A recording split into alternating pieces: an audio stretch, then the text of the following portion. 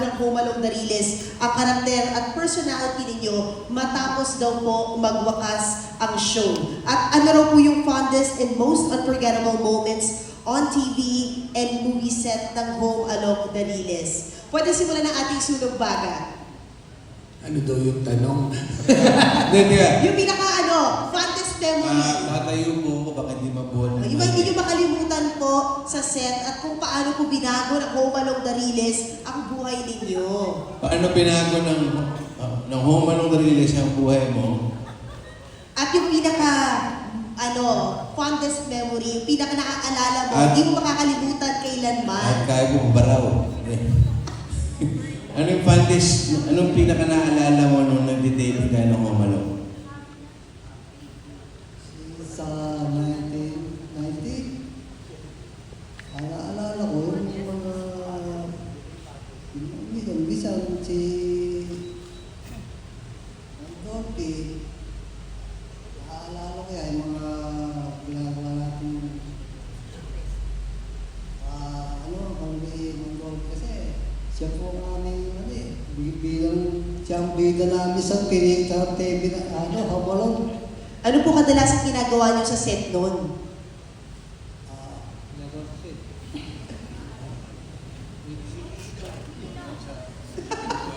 Minsan, tawagin kami. Ito lang kami kasi papalipas ng maghapon, magdamag eh. Pag wala kami taping, kwento kami na Mandorbe kasi ano ko na kasi yan eh, pari post ko na rin yan eh. Sige, Mandorbe. Kaya po, simula yun,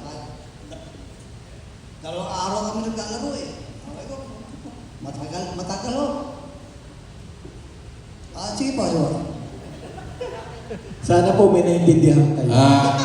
Sa kaalaman niyo po, mga kapatid. Abangan niyo na lang yung subtitle sa YouTube. Hindi, text mo na lang daw. Hindi, sa mga kapatid ko, si Presley po, ay bata pa po ako, kasama ko na. Siya ho yung talagang may hawak ng bag ng tatay ko. Kumbaga siya talagang kasama ng tatay ko maski sa bahay namin. So ito ang mga may alam na hindi ko alam. So kahit tanongin ko ngayon, waspluk. Wow! Wala pa rin alam. Sige, Presley, text mo lang ha. Sinabi mo. Si Albert, ayun mo naman. Kaya mo, okay. Salamat, President. Bago po mag-umpisa, alam niyo, bago lang ako talaga eh. Konting palakpak lang po muna sa akin. Yes! Mga kaibigan, Diyos na, ito talaga alam yung 5 sunog baga, 4 lang po ang nakita, 2 baldado pa. Yan po, wala tayong magawa, ganun talagang buhay. Sa totoong buhay po, natutunan kay Tito Dolphy. Kasi doon, susuko na po ako sa batang entablado po ako talaga. Nag-stand-up comedy ako, naging Megay Brothers, Jack and Poy. Alam po ni Tito Dolphy yan. Hello. Hello. Hi. Yes. Sabi ni Tito Dolphy, tuloy mo yan. Alam mo, anak ka rin ng artista. Mas mahirap ang entablado kaysa sa camera. Kaya tuloy mo yan. Kasi talagang bibitaw na ako dahil parang puro ganun na lang. Ang hirap ko bumiyahe. Show, gano'n. Kaya yun, sabi ko doon, Miss Gady. Minsan nung nangyari, sumalangit na yung partner ko, kilala niyo siguro yung isa rin pong member ng Home Along the Riles, si Budoy, si Bentot Jr. Remember Bentot Jr.? Wala na rin po siya. Sumalangit na Ayun, nag-iintablado kami ni Bentot. Sabi nga ng Tito Dolphy, okay, tuloy niyo yan. Minsan na nagkasabay kami sa embassy, kukuha kami ng pasaporte. Kaya lang hindi po natuloy. Gawa ng may konting problema sa kanya. Ganun. Ayun, sabi ko, Tito Dolphy, paano ba ito? Wala akong trabaho eh. Sige, pumunta ka sa taping. Makigulo ka doon sa mga sunog baga. Sabi ni Tito Dolphy, pwede yun? Pwede, sige. Sabihin mo ako. Ayun, hanggang sa nasama ako sa sunog baga. Hindi ko alam ang sunog baga eh. Minsan totoo rin pang iniinom nila. Nagoyo pa ako. Kala ko tubig. Yung pala totoo. Ayan. At dyan po nagtatapos ang ating press con. Maraming salamat po sa pagpunta. Thank you so much po, Sir Nagkakambuhay ka Edward. na. Kwento eh. Opo. Bigyan niyo naman ng masayang alaala. Ako po ang isa sa medyo late ng konting napunta sa Sunog Baga. Actually, bago ako makapasok sa ABS, nalil lang ko yung board. Tinuro lang sa akin. Si Kitty ang nagturo sa akin. Punta lang ako sa Home Alone, kilala daw siya doon. Tapos nung pumasok na ako sa may guard, tinatanong ko, hindi pala siya kilala. Kaya nililang ko yung guardia para makapasok ako. Doon nagsimula yung eagerness ko para pumasok ko sa akin. Mabait kasi si Mandolby. Lapitan mo. So nilapitan ko si Mandolby, tapos nag-motivate sa akin. Sabi mo, mabait pala to. Paano kaya ako makapasok sa Sunog Baga? Si Mike Ramos, kung natatanda yung coordinator, sabi niya, extra ka muna. Doon ka sa likod. Kaya sila Danny, sila Rudy, galit na galit sa akin pagka lumalapit ako. Kaya lumapit ka dyan, hindi ka kakatin ng camera. So nung lumalapit na ako, hindi na ako kinaka. So one time, dumating yung pagkakataon, pinag-dialogue ako ng Big Big. Direct Big sabi niya, kaya mo to? Sige yun, pipilitin ko. Nakito diya siya. So nung nagawa ko yung dialogue, pinapirma na ako sa Sunog Baga. Sabi ko, magkano kaya ang TM dito? Tingin ko, okay yan. Sabi ko, kasi dahil masaya ako sa ginagawa ko, kahit maliit ang talent. Yun yung trabaho. Yun yung ginagawa namin. Si Beto hindi binanggit eh. Ito talaga ako. Ano kami nito? Nag-duet kami nito nung nasa Homal kami. Nung kilala na kaming Sunog Baga Boys, sumikat kami sa Batangas. Nag-ano kami para kaming si pork chop. No? Sumikat kami sa Batangas. May jacket pa nga kami na wala. So, lagi kami nagpa-practice pagka wala kaming take. Magpa-practice kami sa likod. Tapos minsan nagbebenta ko na sila. At dyan po muling nagtatapos ang aming press con. Maraming salamat po sa kapatid. Dahil tapos na po ang oras natin. Maraming salamat. Maraming salamat, Chef, sa Sunog Baga. Hindi, ito si Shane. Si Shane, meron isa-share na kwento to. Pero Lolo. Ako po ang pang-apat na member ng Sunog Baga. Kasi pang-apat dito. De, ang role ko po dito, si Cheryl, ako po yung pangatlo at huling sekretarya sa opisina na pinapasukan ni Mang Kevin. Ito po ang kauna-unahang show ko, kaya sobrang malapit po talaga at iba po talaga. Very special po sa puso ko ang Home Alone. Siyempre dito po ako natuto ng maraming bagay. I've learned so much about showbiz. Sila po ang naging unang showbiz family ko. I have built long-lasting friendships na tama yung sinabi nila. Matagal na kayo hindi magkita, pero pag nagkita kayo parang walang parang walang araw na hindi kayo nagkita. Nandun pa rin talaga yung bond. Masaya sa taping, lalo-lalo na po kapag naaabutan pa namin sila or meron kami mga eksena sa bahay. Pero yung gusto ko pong ma-share sa inyo na alaala, nakaka-share ko lang kay Kuya Moki. Siyempre ako po ay galing Cebu. Pag sinabi mong wig, ito yung wig na kinakabit mo lang sa ulo mo.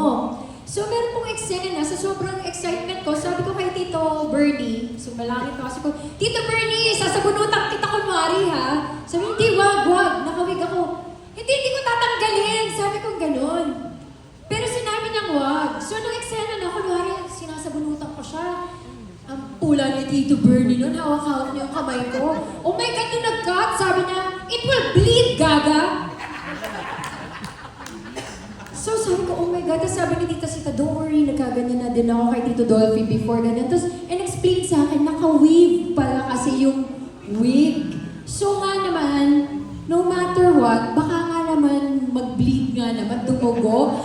Hindi ko po alam ang gagawin ko noon. Bagong-bago pa po ako noon. So, nagpasama ako kay Joy Mino. Sabi ko, samahan niyo ako sa dressing room ni Tito Bernie. Nag-sorry ako, tapos niyakap naman niya ako, pero hindi ko na po yun nakalimutan. So every time na meron mga memories na, yun talaga yung tumatak sa akin, bukod sa hizons at saymada ni tatay, pag madaling araw.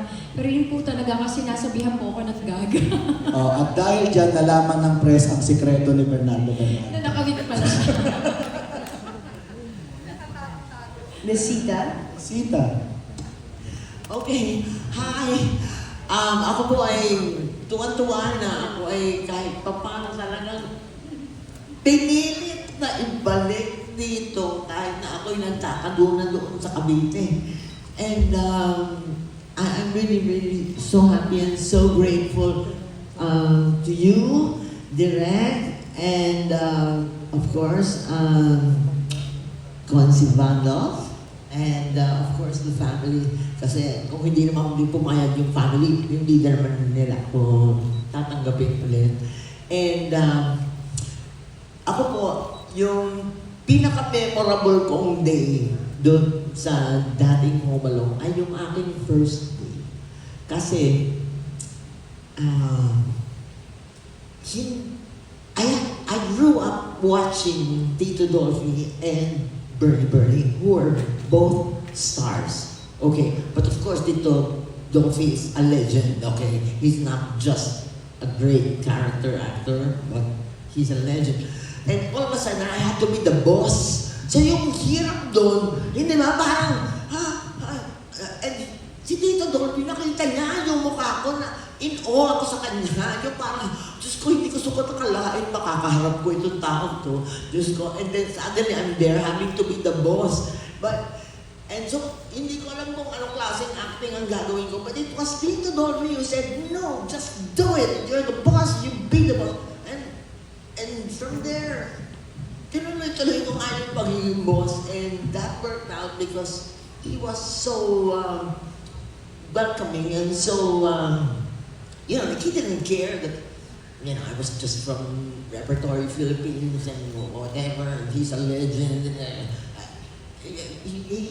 He's always been that inspiring to all of us. And pag tinatanong ko nga siya noon Tito Dolphy, ang galing naman naging career mo, no? And talagang sunod-sunod yung mga hit mo and all this.